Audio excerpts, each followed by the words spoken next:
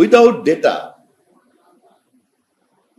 data, any information is nothing but opinion. So difference between the opinion and information, difference between the assumption and truth, difference between perception and reality. এই লাইনগুলিকে যদি আমরা draw করতে না পারি তাহলে কিন্তু confusion থাকবে। এই জন্য গণমাধ্যমের কিন্তু প্রধান কাজ হচ্ছে এই লাইনগুলিকে ড্র করে তাকে সত্যের মধ্যে মানুষকে সত্যকে হাজির করা। অতএব যে কোনো গণমাধ্যম, বিশেষ করে আইন অঙ্গনে যারা কাজ করেন তাদের জন্য বিনীত আহ্বান থাকলো, বস্তুনিষ্ঠতাই হচ্ছে গণমাধ্যমের একমাত্র মানদণ্ড, এছাড়া অন্য কোনো মানদণ্ড নয়। আপনাদের কারণেই বাংলাদেশের গণমাধ্যম যে কোনো সভ্য রাষ্ট্র এবং সমাজে একটা আয়নার দায়িত্ব পালন করে। সে কারণেই কিন্তু আধুনিক রাষ্ট্রবিজ্ঞানে গণমাধ্যমকে আমরা চতুর্থ স্তম্ভ হিসাবে জানি।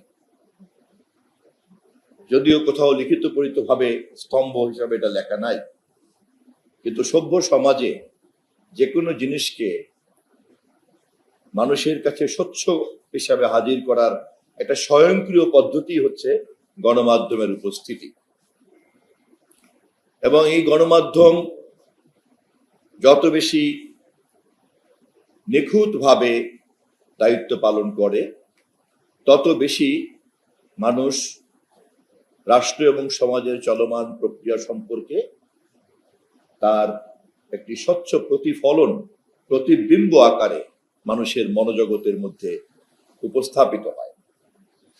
এবং সে কারণেই নাগরিকরাও সিদ্ধান্ত গ্রহণ করতে পারে তার মালিকানাধীন রাষ্ট্র সঠিক পথে চলছে কি চলছে না। চলমান এই প্রক্রিয়াকে জনগণ অনুমোদন প্রক্রিয়া অব্যাহত রাখবে নাকি তার সমর্থন প্রত্যাহার করবে, অথবা সে প্রতিবাদ করবে বা প্রতিবাদ করবে না, এই সবটাই কিন্তু তার সিদ্ধান্তটা নির্ভর করে গণমাধ্যমের এই দায়িত্বশীল সক্রিয়তার উপরে। সেই গণমাধ্যমের মধ্যে আবার আপনারা হচ্ছেন একেবারে dedicated for the judicial process. বিচার বিভাগের মধ্যে, রাষ্ট্রের 3টি বিভাগের মধ্যে বিচার বিভাগ হচ্ছে আরো অনেক গুরুত্বপূর্ণ, একটা অভিভাবকের দায়িত্ব পালন করেন। এমনকি রাষ্ট্রের বিরুদ্ধে নাগরিকরা অভিযোগ নিয়ে হাজির হয়ে যাচ্ছেন, তখন বিচার বিভাগকে সিদ্ধান্ত দিতে হচ্ছে। প্রচন্ড ক্ষমতাবান সরকার প্রধানেরকে হাজির হতে হচ্ছে বিচার বিভাগের সামনে। ফলে বিচার বিভাগ কিন্তু বিজ্ঞানের সর্বশেষ, সমাজ বিজ্ঞানের মধ্যে রাষ্ট্রবিজ্ঞানের এই যে চেহারা, গভর্নমেন্ট এন্ড পলিটিক্সে আমরা এই জিনিসগুলি সবাই জানি এবং বুঝি। এবং আপনারা যারা ল রিপোর্টার্স, আপনারা এরকম একটা নাজুক, সংবেদনশীল অথচ অনিবার্য অঙ্গকে নিয়ে জনগণের সামনে প্রতিনিয়ত হাজির করার একটা দায়িত্বে নিয়োজিত আছেন। এবং সে কারণে আমরা যারা পত্রিকার পাঠক এবং বিশেষ করে আইন অঙ্গনের সংবাদকে যখন আমরা দূরবীন দিয়ে পাঠ করার চেষ্টা করি, যে জাতীয় পাঠকরা, সেই পাঠকরা কিন্তু আপনাদের প্রতি একটা বিশেষ গুরুত্ব বহন করি। আপনাদের কে মনোযোগ দেওয়ার ক্ষেত্রে কিন্তু আমরা একটা বিশেষ গুরুত্ব আমরা আরোপ করি। সঙ্গত কারণেই সে কারণে সমীহ এবং সম্মান বোধ আপনাদের প্রতি বেশি। এবং ইট ইজ ইমপ্লাইড, যখন আমার সেই সমীহটা যথাযথভাবে যদি রেসিপ্রোকেট না হয়, তখন আবার প্রতিক্রিয়াটাও কিন্তু তৈরি হয়। যেই সাংবাদিককে আমি এত দায়িত্বশীল মনে করলাম, সেই সাংবাদিক আমাকে এরকম একটা প্রতারিত করলো, বস্তুনিষ্ঠতা বিহীন একটা তথ্য হাজির করে দিল, অথচ তার সম্পাদিত বা তার প্রকাশিত রিপোর্ট, সংবাদের উপরে ভর করি তো আমার মতো একজন নাগরিক আমি তো ভালো মন্দ কথা মন্তব্য করব।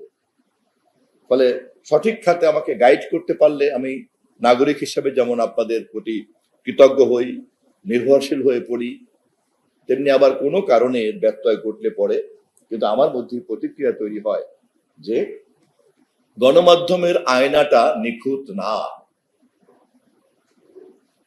নিশ্চয়ই আমাদের অনেকের এই অভিজ্ঞতা আছে যে নিখুঁত আয়না না থাকলে আমাদের নিজের চেহারাই নিজেরা কেমন বিকৃত ভাবে আমরা দেখে দেখে থাকি।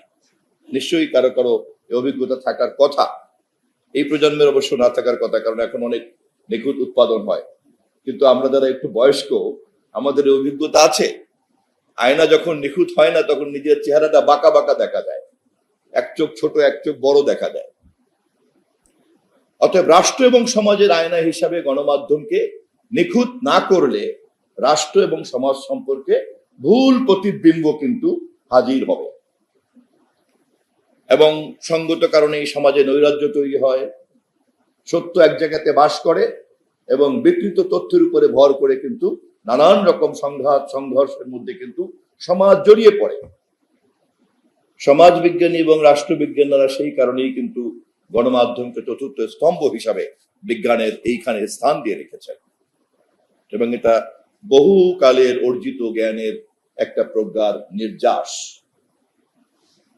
এবং এই তথ্য বা এই বাস্তবতা গণমাধ্যম সংশ্লিষ্ট অন্যরা বোঝার অনেক আগেই ল রিপোর্টার্সকে বুঝতে হবে, কারণ তারা সমাজ এবং রাষ্ট্র পরিচালনার এরকম একটা নাভির জায়গাতে বসে তারা কাজ করছেন।